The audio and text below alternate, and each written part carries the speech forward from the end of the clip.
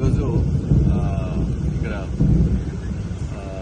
Two town circle and two town police station sudden surprise చేయడం జరిగింది along with my additional DCP and ACP.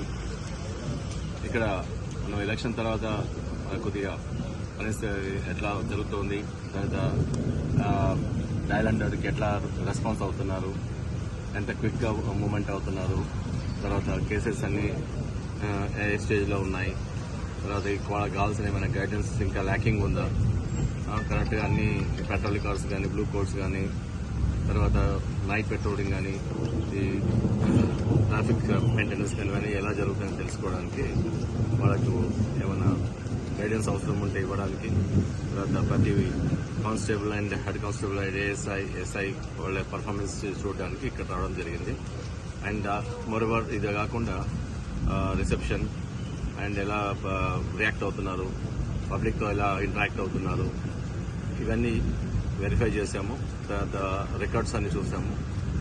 Records almost బాగానే ఉన్నాయి, ఇంకా కొంత అప్డేషన్ చేయాల్సి ఉంది. ఇంకా ఏదైనా ఇక్కడ కొన్ని ల్యాప్సెస్ ఉన్నాయని మేము ఆల్రెడీ ఇన్స్పెక్టర్కి చెప్పడం జరిగింది. ఇన్స్పెక్టర్ అన్ని కంప్లై చేస్తానని చెప్పాడు.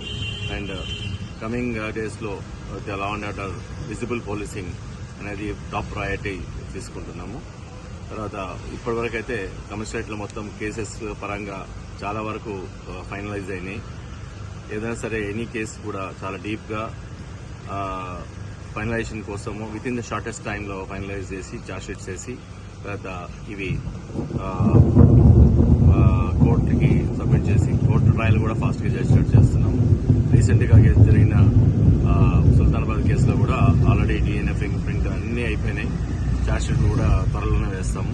ఫాస్ట్ ట్రాక్ కోర్టు కూడా నిన్న అప్లై చేయడం జరిగింది. గవర్నమెంట్ నుంచి పర్సనల్గా ఫాస్ట్ ట్రాక్ కోర్టుకి నేను వెళ్ళడం జరిగింది. దానికోసము డీజీ గారు పర్మిషన్ ఇచ్చారు. అక్కడ నుంచి హోమ్ సెక్రటరీ కూడా పర్మిషన్ కోసం అప్లై చేస్తాం సెక్రటరియట్లో. త్వరలోనే మనకు ఫాస్ట్ ట్రాక్ కోర్టు వస్తే దాంట్లో కూడా ట్రయల్ కూడా స్టార్ట్ చేపిస్తాం. Okay, so for every